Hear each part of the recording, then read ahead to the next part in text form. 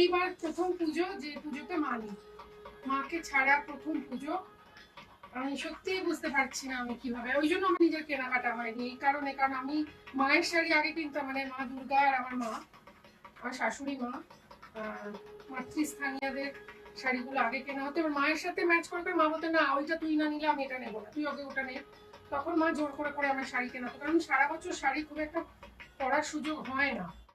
মা চলে যাওয়ার পর থেকে কোনো শুভ অনুষ্ঠানেও আমি গেছি বলে আমার মনে পড়ে। মায়ের গয়না, মায়ের শাড়ি সব যেরকম ভাবে মা রেখে গেছে এখনো ঠিক ওইভাবেই হচ্ছে, এখনো অব্দি হাত দিতে পারিনি। হাত দিতে পারিনি মানে ইচ্ছেই করে না, মনে হয় এইটাই সাজানো হচ্ছে লাস্ট, এরমই থাকবে।